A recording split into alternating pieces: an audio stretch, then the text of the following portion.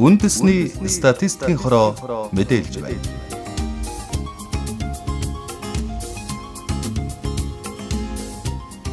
Сайн байцгаана өрхөмс сонсогчдоо. Үндэсний статистикийн хороо мэдээлж байна нэвтрүүлэг эхэлж байна. За нэвтрүүлгийн энэ дугаараар нийгмийн үзүүлэлтийн төвөр судалгааны дүнг та бүхэнд мэдээлэх юм аа. Үндэсний статистикийн хороо Монгол Улсын статистикийн тухай хуульд заасны дагуу нийгмийн үзүүлэлтийн төвөр судалгааг орон даяар анх удаа явуулж дууслаа. 2013 оны 9-өөс 12 дугаар сарын хугацаанд үргэлжилсэн уг судалгааг Засгийн газар болон Нэгдсэн үндэсний байгууллагын хүүхдийн сан, хүн амын сангийн санхүүжилтээр зохион байгуулсан юм а. Манай улсын хүүхэд эмэгтэйчүүдийн эрүүл мэнд, боловсрал, хөгжил, хамгаалал, аж байдал, за мөн тэдний хуулиар заасан эрх хэрхэн хангаж байгаа талаарх статистик тоо мэдээлэл гаргах. За түүнчлэн засгийн газар болон бусад холбогдох байгууллагаас хэрэгжүүлж байгаа тунхаглал үндэсний хөтөлбөрийн хэрэгжилтийг энэ удаагийн судалгаагаар дүгнэх үндсэн зорилготой байсан юм а. За нийгмийн үзүүлэлтийн төвөр судалгааг өргөхөд суурилан хийдэг байна. Анх удаа орон даяар 15,500 өрхийг хамруулсан нийгмийн үзүүлэлтийн төвөр судалгааны онцлогийн тухай үндэсний статистикийн хорооны судалгааны зөвлөх Тод Гэрлийн ярихыг эхлээд сонсъё. Энэ судалгаа маань хэд хэдэн онцлогтой судалгаа. Нэгт үндэсний статистикийн хорооноос урд нь нөхөрч эрүүл мэндийн судалгааг 3 удаа, хүүхэд хөгжил судалгааг 4 удаа зохион байгуулж явуулсан. Гэхдээ энэ хоёр судалгаанд маань ижил төсөөтэй зүйл маш их буюу ерөнхийдөө 70% нь ижилхэн үзүүлэлтүүдийг тооцож гаргадаг. Тэгэхээр бид нэр цаг хугацаа хөрөнгө хүч хэмнэх зорилгоор энэ хоёр судалгааг ер нь нэгтгэх нь зүйтэй байна гэсэн шийдэлд хүрсэн байгаа. Ингээд энэ хоёр судалгаагаа нэгтгэхдээ бас олон улсад хийгддэг хүн амын эрүүл мэндийн судалгааг хамтд нь нэгтгэсэн. Ингээд 3-5 судалгааг нэгтгэснээрээ маш их онцлогтой мөн улсын хэмжээнд хамгийн том төвөртэй буюу 15,500 өрхөөс мэдээлэл цуглуулж авсан бас нэг онцлог нь гуравт нь болохоор мэдээллийн технологийн дэвшилтэт технологи болох таблетыг мэдээлэл цуглуулалтанд ашигласан. Энэ бас биднэрт маш их давуу талуудыг олгосон байна. Улс орон даяар 15,500 өрхийг хамруулсан. Тийм ээ, өрхүүдийн сонголтыг хэрхэн яаж хийсэн юм бэ? Статистикт төвөр судалгааны арга зүй гэж байдаг. Нийт их олонлогоо буюу одоо манай судалгааны хувьд нийт өрх 750 гаруй мянган өрхөө нийт их олонлог гэж үзээд энээсээ бидний гаргаж авах гэдэг үзүүлэлтүүдийг гаргахын тулд хичнээн өрхийг сонгох хэрэгтэй гэдэг ихлэ тооцоолыг хийдэг. Ингээд 15,500 өрхийг ямар ч гэсэн бид нэр сонгох хэрэгтэй байна гэсэн ихний тооцоолын үр дүн гарсан байна. Үүнийхээ дараа бүс нутгийнхаа хувьд аймагуудаас хичнээн өрх хамрагдах гэдэг сонголттой байсан. Одоо бүр засаг захиргааны анхныхаа нэгжийг эхлээд сонгодог байгаа судалгаанд хамрагдах. Тэгэхээр нийтдээ 620 мянган баг хэсэг сонгогдсон. Хэсэг нь болохоор Улаанбаатар хотын хувьд. Үүнийхээ дараагаар бид нэр тухайн баг хэсгийнхаа өрхийн жагсаалтыг аваад өрхийнхаа жагсаалтын дотроос нь санамсаргүйгээр 25 өрхийг сонгож оруулсан байна. Бүх үзүүлэлт маань бид нэр улсын түвшинд төлөөлөх үр дүн байна. Монгол Улсын засгийн газраас хэрэгжүүлж байгаа нөхөн үржихүүн эрүүл мэндийн үндэсний хөтөлбөр, мянганы хөгжлийн зорилт, за хүүхдэд ээлтэй ертөнц тунхаглал болон Нэгдсэн үндэсний байгууллагын ХДХВ дохын асуудал аргах тусгай чуулганы тунхаглалын хэрэгжилтийг дүгнэх нь энэ удаагийн судалгааны үндсэн зорилгын нэг гэдгийг нэвтрүүлгийн эхэнд дурдсан. За тэгвэл өрхөд суурилсан нийгмийн үзүүлэлтийн төвөр судалгаагаар манай улсын хүүхэд хөгжлийн судалгаа ямар дүн үзүүлэлттэй гарсныг одоо танилцуулъя. Хүүхэд хөгжил судалгаанд хэд хэдэн бүлгийг мэргэжлийнхэн багтааж байна. Үүнд хүүхдийн хоол тэжээл, эрүүл мэнд, хөгжил, хамгаалал зэрэг асуудал орж байгаамаа. Үндэсний статистикийн хорооны судалгааны зөвлөх Тод Гэрлийн ярианд таны анхаарлыг эргээд хандуулъя. Хүүхдийн хоол тэжээл бол хүний суур одоо үндсэн зүйл байгаа. Ингээд аваад үзвэл хүүхдийн хоол тэжээлийн байдал сүүлийн хэдэн жилүүдэд сайжирсан. Хүүхдийн хоол тэжээлийн байдлыг бид нэр тураалтай, туранхаа өсөлт хоцролтой гэсэн 3 үзүүлэлтээр хамгийн түрүүнд тооцож байгаа л да. Энэ нь юу гэсэн үг гэхээр насандаа тохирохгүй намхан байна уу? Насандаа тохирохгүй бага жинтэй байна уу? Өндөртөө тохирохгүй хэтэрхий туранхаа байна уу гэсэн ерөнхийдөө үзүүлэлтүүд л те. Энэ маань өмнө хийгдсэн судалгаануудтайгаа харьцуулахад сайжирсан үр дүн гарсан байна. Тэгэхээр Монголын маань хүүхдийн хоол тэжээлийн байдал сайжирч байгаа. Гэхдээ тэнд байсаар хэвээр байгаа гэдгийг бас мартаж болохгүй те. Ямарсан ерөнхий хандлага нь бол сайжирсан байгаа. Хүүхдийн эрүүл мэндтэй холбоотой гэх юм бол ерөнхийдөө суулгалт болон уушигны хатгалгаатай холбоотой хүүхдийн эрүүл мэндэд зохиолж байгаа хоёр өвчнийг ерөнхийдөө авсан байгаа. Энэ хоёртойгоо холбоотой үзүүлэлтүүд маань бол ерөнхийдөө бас эрүүл мэндийн яамны мэдээлэлтэй ойролцоодоо гарсан байгаа. Үүнээс гадна хүүхдийн хөгжлийн суурь бол бага насны хүүхдэд номтой, тоглоомтой, эцэг эхээр нь анхаарал хандуулах хамгийн чухал зүйлүүд байдаг. Ингээд аваад үзэх юм бол ерөөхдөө 10 оны хүүхд төвчрөл судалгаатай харьцуулбал номтой хүүхдийн тоо бага зэрэг өссөн. Гэхдээ тоглоомтой хүүхдийн тоо бол яг хэвийн хэмжээндээ ч байдаг юм уу үр дүнгууд гарсан. Манай улсын хүүхдийн хоол тэжээлийн байдал сүүлийн жилүүдэд сайжирсан ч за үүний доторх нэгэн үзүүлэлтийг судлаачид онцгойлж байна. За энэ нь хүүхдийн хөхөр хооллолт. Хүүхдийг 6 сар хүртэл нь эхийн сүгээр дагнан хооллож, заажмаар зохистой нэмэгдэл хоолнд оруулан цаашид 2 нас хүртэл нь эхийн сүгээр үргэлжлүүлэн хооллохыг Дэлхийн эрүүл мэндийн байгууллагаас зөвлөдөг. Харин нийгмийн үзүүлэлтийн төвөр судалгаагаар манай улсын тгээс 5 сартай 10 хүүхэд тутмын ердөө 5 нь эхийн сүгээр дагнан хооллолдгоо гэсэн дүн гарсан байна. Түүнчлэн хүүхдэд өгч байгаа нэмэгдэл хоол зохих давтамжиндаа хүрэхгүй тохиолдол түгээмэл байгааг судалгаагаар мөн харуулсан байна. За энэ нь тгээс 23 сартай 10 хүүхэд тутмын дөнгөж 3 нь эдвэл зохих давтамжийн дагуу нэмэгдэл хоол иддэгэ гэсэн дүнг мөн гаргасан байна. За энэ нь цаашлаад сөрөг үр дагавартайг мэргэжлийнхэн хэлдэг. За тухайлбал хүүхэд 5 хүртэлх наснда хоол тэжээлийн эмгэгийн нэг хэлбэр уурга илчилгээний дутагдалд орох магадлал өндөр. Хэдийгээр манай улсын хүүхдийн хоол тэжээлийн байдал сайжирсан ч 5 хүртэлх насны хүүхдүүд уурга илчилгээний дутагдалд орох явдал байсаар байгааг судлаачид онцолсон юм а.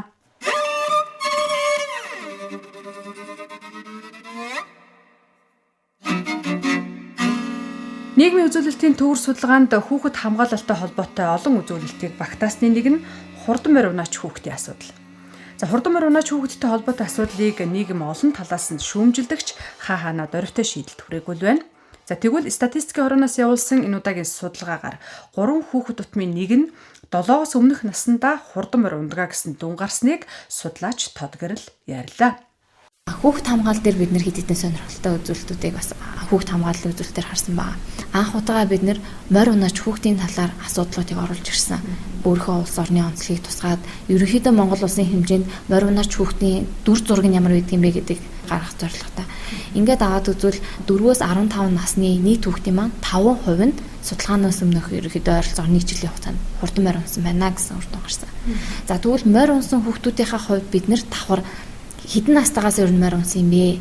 Хамгийн сүүлийн хурдан морь унахдаа даатгал хийлгсэн юм уу? Хамгаалтын хувцс өмссөн юм уу гэсэн асуултуудыг оруулж ирсэн л дээ. Ингээ үр дүнг нь аваад үзвэл ер нь бол 3 хүүхэд тутмын нэг нь 7 нас хүрэхээс өмнө хурдан морь унадаг юм байна. Ерөнхийдөө улсын их баяр наадмын тухай хуулинд 7 наснаас дээш настай хүүхэд морь унахыг заалттай. Манай судалгаанд болохоор зөвхөн улсын их баяр наадамд оролцсон биш, бүсийн, аймгийн, сумын наадамд оролцсон бүх хүүхдүүд оролцож байгаа. Ингээд аваад үзвэл 3 хүүхэд тутмын нэг нь 7-оос өмнө наснда морь унсан байна.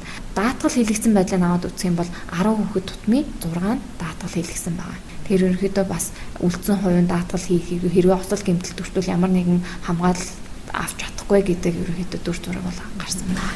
Даатгалын асуудал дээр анхаарах шаардлагатай байна гэсэн дүн харагдаж байгаа юм шиг тийм ээ. Яг ерөнхийдөө бол хэрвээ бид нэр яг төрлөөр нь аваад үзэх юм бол улсын их баяр наадмын хавьд даатгалтай байдаг. Уг нь хуулиндаа ч заалттай байдаг. Харин бусад одоо наадмуудад даатгал хийлгэхгүй оролцох тохиолдлууд тэгэхээр байна гэдэг маань л ерөнхийдөө судалгааны үр дүнээс гарсан байна. Хурдан морь унах нь хүүхдэр хөдөлмөр эрхлүүлэх нэг арга хэлбэрт ордгийг мэргэжлийнхэн тодорхойлдог. За тэгвэл манай улсад хүүхдийг хөдөлмөрлүүлэх байдал ямар түвшинд байна вэ? За энэ дүнг судлаач Тод Гэрлээс тодруулахад хамгийн гол хүүхдийн хөдөлмөрийн ойлголтоо юу гэж бид нэр олон улсын төвшөнд үзэж байгаа вэ гэхээр хүүхэд сурч боловсрох хэрэгтэй байдаг. Тэгвэл сурч боловсрох тэр цаг хугацаанаас бас ямар хугацааг нь хөдөлмөр эрхлээд зарцуулаад байна вэ гэдгээр нь гол нь тодорхойлж байгаа. Тэгэхээр юу вэ гэхээр эдийн засгийн үйл ажиллагаанууд байна. Тэрэг түрэх, уурхад ажиллах, үүнээсээ гадна гэрээ ажлыг тодорхой гэхдээ цаг заасан байгаа л да. Жишээлбэл 5-аас 14 настай хүүхдүүдэд гэрээ ажлыг 7 хоногт 28-аас дээш цаг хийсэн байх юм бол хүүхдийн хөдөлмөр гэж үзнэ гэсэн ойлголтоор 15-аас 17 насны хүүхд 7 хоногт 43 цагаас дээш цагаар гэрээ ажил хийсэн бол хүүхдийн хөдөлмөр гэнэ. Гэтэ мэдээж энэс доош цагийг бол бид нар ямар ч байдлаар хүүхдийн хөдөлмөр гэж үзээг байгаа л да. Мөн аюултай нөхцөлд ажиллаж байгаа буюу 2 метрээс дээш өндөрт эсвэл хит халуун орчинд ажиллаж байгаа хүүхдүүдийг бас ерөөхдөө хүүхдийн хөдөлмөр гэж шууд үзсэн байгаа л да. Ингээд аваад үзэх юм бол улсын хэмжээнд 5-аас 17 насны хүүхдүүдийн 15% нь хөдөлмөр эрхэлж байна гэсэн үр дүн гарсан байна. Энийг бид нэр хүсээр аваад үзвэл хөвгүүдийн хувьд илүү их хөдөлмөр эрхлэх, тэр дундаа аюултай хөдөлмөр, эдийн засгийн үйл ажиллагаанд оролцох илүү их харагдаж байгаа. Мөн хот хөдөөгөр аваад үзэхэд хөдөө нэлээдгүй хөдөлмөр эрхлэх хандлагатай байгаа юм л та. Энэ маань бас юутай холбоотой гэхээр хөдөө мал аж ахуйтай бас их холбоотой. Манайд ажил хүчний судалгаан дээр ч гэсэн мал аж ахуйг хөдөлмөр эрхлэлтэнд тооцдог байгаа л да. Өрхийн мал аж ахуй эрхлэхийг. Тэгэхээр мал аж ахуйгаа эрхлэхдээ зарцуулж байгаа цагаас нь хамааруулаад бас хөдөөгийн хүмүүс маань илүү их хөдөлмөр эрхэлж байна гэсэн дүр зураг гарсан байгаа. Манай улсын 5-аас 17 насны хүүхдийн хөдөлмөр эрхлэлтийг хүйсээр нь харуулбал хөвгүүд 18, охид 14% гарсан байна. Харин хөдөөд хүүхдийн хөдөлмөр эрхлэлт 28% байгаа бол хотод харьцангуй бага 8 гэсэн дүнтэй гарчээ.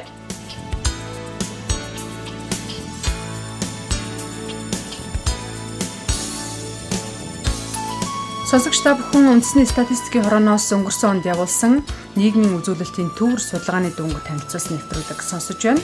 За нэвтрүүлгийн 2 дахь хэсгээр судалгааны гол бүлэг болох нөхөн үржихэн эрүүл мэндтэй холбоотой дүнг хүргэнэ. Судалгаагаар манай улсын 15-аас 49 насны эмэгтэйчүүдийн сүүлийн 5 жилийн төрөлтийн төвшин хэвээр байна гэж үзвэл нэг эмэгтэй амьдралынхаа хугацаанд дунджаар 3 хүүхэд төрүүлж байгаа нь гарсан байна. Нөхөн үржихэн насны эмэгтэйчүүдийн 50% нь 22 наснда анхны хүүхдээ төрүүлжээ. Харин нөхөн үржихэн бусад асуудлын дүнг судлаачийн ярианаас одоо сонсъё. Нөхөн үржих эрүүл мэндийн асуудлын хувьд жирэмсний хяналт, төрөх үеийн тусламж үйлчилгээний үзүүлэлтүүд бол Монголд сайн байдаг. Бас л яг энэ дүр зураг маань ерөөхдөө гарсан 90%. Гэхдээ нөхөн үржихийн эрүүл мэндийн бас нэг асуудал бол гэр бүл төлөвлөлтийн асуудал гэдэг. Гэр бүл төлөвлөлт үе жирэмслээс сэргийлэх арга хэрэгслийн хэрэглээ мэдлэг. Ингээд аваад үзэх юм бол нийт нөхөн үржихэн насны эмэгтэйчүүдийн маань бараг 100%, 99.6% жирэмслээс сэргийлэх арга хэрэгслийн талаар мэддэг. Тэгсэн мөртлөө хэрэгэлдэг нь 54%. Энэ маань юу вэ гэхээр мэдээд байгаа мөртлөө мэдээ дадал болохгүй байна гэсэн дүр зураг ерөөхдөө гарч ирж байгаа юм л да. Тэгэхээр хүн амын дунд мэдээлэл байна уу? Байна. Мэдж гин үү? Мэдж гин. Гэхдээ яг бодит амьдрал дээрээ тэрийг хэрэглээ болгоод дадал болгох зүйл нь бас тутмаг байгаа юм болоо та гэсэн анхаарал татсан асуудал харагдчихсан л да. Дөнгөж 54% гэдэг чинь бас тийм хангалттай тав биш шүү дээ. Жишээлх юм бол нөхөн үржихэн насны эмэгтэй хүмүүс одоо жирэмслээс хамгаалах хэрэгтэй хүмүүсд төрөлтөө зохицуулах ч гэдэг юм гэр бүл төлөвлөлт ч гэдэг юм энэ тал дээр ямар. Гэр бүл төлөвлөлтөөр бас нэг үзүүлэлттэй гэдэг. Энэ маань ямар үзүүлэлт вэ гэхээр жирэмслээс сэргийлэх хангалттай хэрэгцээ гэдэг. Энэ маань юу вэ гэхээр жирэмслэлтэй хойшлуулахыг хүсэж байгаа. Одоо 2 ба түүнээс дээш жилийн дараа бид нэр хүүхдтэй олмоор байна гэдэг. Эсвэл хүүхдээ хязгаарлахыг үе дахин ерөөсөө хүүхдтэй болохыг хүсэхгүй байгаа эмэгтэйчүүд жирэмслэх боломжтой эмэгтэйчүүдэд ямар ч арга хэрэгсэл хэрэглэхгүй байна гэсэн үр дүнэлтэй үзүүлэлт ингээ аваад үзэх юм бол нийт гэр бүлтэй эмэгтэйчүүдийн 16% нь ямар ч жирэмслээс сэргийлэх арга хэрэгслийн хэрэгцээнд хангагдаагүй байна гэсэн үр дүн ба. Энэ бол харьцангуй өндөр үзүүлэлттэй. Яг нь бид нэр тэр 54%-ийг бүх эмэгтэйчүүд заавал жирэмслээс сэргийлэх арга хэрэгсэл хэрэглэх ёстой бас биш. Мэдээ зарим нэг хэсэг нь хүүхэд төрүүлэхийг хүсэж байгаа учраас хэрэглэхгүй. Гэхдээ яг миний саяны хэлсэн жирэмслээс сэргийлэх арга хэрэгслээ хангагдаагүй эрхтэй буюу 16%-тай гарсан үзүүлэлт маань бол айгүй чухал үзүүлэлт. Яг тэгэхээр тухайн эмэгтэйчүүдэд хэрэглэх хэрэгтэй байна. Гэхдээ тэр эмэгтэйчүүд маань хэрэглэхгүй байна. Тэгэхээр магадгүй хүсээгүй жирэмс бий болоод үнээсээ магадгүй үр хөндлөлттэй тийм үү шууд хэлж чадахгүй ч гэсэн ерөөдөө тийм үр дүн бас гарах боломжтой маа. Нөхөн үржихэн мэндтэй холбоотой судалгаан дээр хот хөдөөд байгаа тэр тэнцвэр ерөнхийдөө ямар байдлаар харагдсан бэ? За мэдлэг хэрэглээний хувьд болохоор хот хөдөөд төдийлөн ялгаатай биш байгаа. Жирэмслээс сэргийлэх арга хэрэгслийн хангалтаагүй хэрэгцээний хувьд бол харин хот хөдөөгөр ялгаатай. Хотод илүү их. Тэгэхээр хотын эмэгтэйчүүдийн хувьд жирэмслэлтэй зохицуулах, төрөлтөө зохицуулах, хязгаарлах хүсэлтэй байгаа мөртлөө яг хэрэгцээ нь бас нөгөө хүрч хангахдахгүй байна гэсэн дүр зураг илүү их гарсан маа. Хөдөөгийн эмэгтэйчүүд магадгүй илүү их хүүхэд төрүүлэх сонирхолтой бас байж болох юм. Тийм учраас жирэмслээс сэргийлэх хангалтаагүй хэрэгцээ харьцангуй хоттой харьцуулахад багтун гарсан. Гэр бүл төлөвлөлтийн зохистой аргыг хэрэглэж занших нь нөхөн үржихийн хамгийн гол асуудал гэдгийг судлаач Тод Гэрл онцоллоо. За энэ удаагийн судалгаанд жирэмсний үеийн хяналт, төрөх үеийн тусламж ямар байсныг одоо танилцуулъя. Судалгаанаас өмнөх 2 жилийн хугацаанд хүүхэд төрүүлсэн 15-аас 49 насны эмэгтэйчүүдийн 98.7% нь жирэмсний хяналтанда орсон байсан байна. За харин эсэм мэнд амарчхын үндэс суурь болсон төрөх үеийн тусламжийг судалгаанд хамрагдсан 15-аас 49 насны эмэгтэйчүүдийн 98.9% нь мэргэжлийн эмчээс авчээ.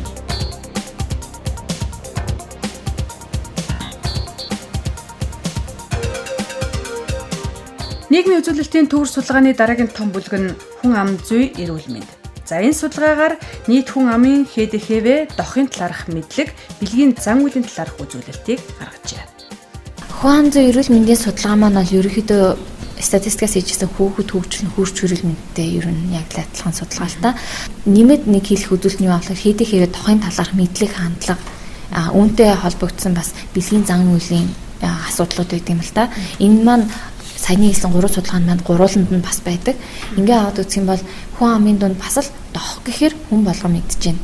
Гэхдээ ХДХВ хүний дархлаа хомслын вирус маань яаж дамждаг вэ гэдэг талаарх яг зөв мэдлэг бол хүн амын дунд харьцангуй айгүй бага. 4 хүн тутмын нэг нь л яг зөв мэдлэгтэй байгаа. Хүн болгон дох гэдгийг сонссон хүн болгон тодорхой хэмжээгээр мэдлэгтэй байж өөрийгөө хамгаалах тэр эрсдлийг багасгах боломжтой болдог. Гэтэл ХДХВ-гийн вирус халдах тэр мэдлэг бол харьцангуй хангалттай биш бас дүр зураг гарсан байгаа юм л да. Мөн ерөнхийдөө ХДХВ-тэй хүнд хандах хандлага маань бас Монголын хувьд бас маш доогор байдгийн. Тэгэхээр яг энэ үзүүлэлт маань олон улсын түвшинд ХДХВ-тэй хүнд хандах хандлага муу байна гэдэг нь тухайн нийгэмдээ бас ялгуурлан гадуурх үзэгдэл их гарах боломжтой маа гэдэг дүр зургийг л бид нарт бас харуулдаг. Тэгэхээр энэ үзүүлэлт маань бас Монголын хувьд бас төдийлөн хангалттай биш, арга хүрэхгүй хувьтай байдаг. Үүнтэй холбогдуулаад хүний дархлаа хомслын вирусын халдварыг нэмэгдүүлэх эрсдэлтэй зан үйл буюу тохиолдлын бэлгийн хавьталд орох, эсвэл олон хүнтэй бэлгийн хавьталд орох тохиолдлууд бас ямар байна вэ гэдгийг судалж үздэг л дээ. Ингээд аваад үзэх юм бол гол нь тохиолдлын бэлгийн хавьталд орох, олон хүнтэй бэлгийн хавьталд орохдоо бэлгэвч хэрэглэсэн байна уугүй байна уу гэдгийг авч үздэг. Яагаад тэгэхээр халдварыг маань бас тодорхой хэмжээгээр бууруулах бас нэг хамгаалтын арга нь бэлгэвч хэрэглэх байгаа. Ингээд аваад үзвэл энэ үзүүлэлт маань 10 оны судалгаанаас бас тодорхой хэмжээгээр буурсан дүр зурагтай байгаа. Бас төдийлөн хангалттай биш, тохиолдлын бэлгийн хавьталд орохдоо бэлгэвч хэрэглэсэн байдал нь. Гэхдээ бас эрэгтэй эмэгтэйгээр аваад үзэх юм бол эрэгтэйчүүдийн хувьд харьцангуй гэхдээ эмэгтэйтэй харьцуулбал бэлгэвч хэрэглэсэн тохиолдол нь сайн, эмэгтэйчүүдийн хувьд бас харьцангуй бага тохиолдолтой үр дүн гарсан байна. Ийм төрлийн зүйл нь аюултай шүү гэдэг тэр эрүүл мэндийн талаас мэдлэг нь бол олж авж байгаа байдал нь бол яг төрөл бүрийн суугаар л олж авдаг. Тэрийг хэрэглээ болгох талаас харьцангуй бага байдаг гэсэн ерөнхий дүр зураг харагдаж байгаа юм болов гэж бодогдоод байна. Гэр бүл төлөвлөлтийн хувьд ч тэр ХДХВ-гийн хувьд ч тэр дохойн хувьд ч тэр хүн болгон мэдээд байна уу мэдээд байна. Тэр нэр томьёог хэлэнгүүт хүн болгон би мэднэ гэж хариулаад байгаа мөртлөө яг тэрний зөв хэрэглээ, зөв ойлголт дээр эсвэл яг дадал болгосон байдлыг аваад үзэх юм бол бас төдийлөн хангалттай биш дүр зургууд судалгааны үр дүнгээс гарсан байна. Үндэсний статистикийн хорооны судалгааны зөвлөх тод гэрэл ярьлаа. За өнөөдөр та бүхэнд танилцуулсан нийгмийн үзүүлэлтийн төвөр судалгааг үндэсний статистикийн хороо орон даяар анх удаа явуулж, за манай улсын хүүхэд хөгжил, нөхөн үржихүн эрүүл мэнд, хүн ам зүй эрүүл мэндийн асуудалд ямар түвшинд байгааг статистик тоон үзүүлэлтээр гаргасныг иргэнэг сануулъя. За судалгааг зөвхөн төр засгийн бодлого боловсруулагч, шийдвэр гаргагчд, за төсөл хөтөлбөр хэрэгжүүлэгч, олон улсын байгууллага, иргэний нийгмийн байгууллагынхны судлаачдын хэрэгцээнд зориулаагүй гэдгийг албаныхан тодтогсон. Харин хүүхэд өсвөр насныхнаас эхлээд эцэг эхчүүд хэн боловч анхаарад өөрсдөө зөв мэдлэг мэдээлэл олж авахыг чухалчлан амьдрал ахуйдаа хэрэглүүл судалгааны үр өгөөж гарахыг тэд сануулж байгаамаа.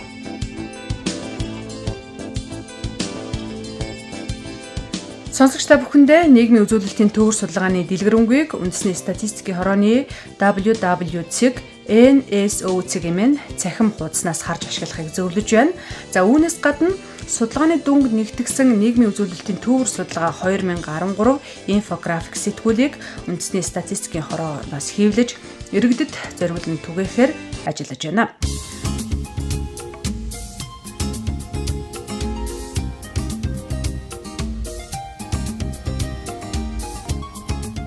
Эрхэм сонсогчид та бүхэндээ үндэсний статистикийн хороо мэдээлж нэвтрүүлгээ хүргэлээ. За нэвтрүүлгийн энэ дугаараар нийгмийн үзүүлэлтийн төвөр судалгааны дүнг та бүхэнд мэдээллээ.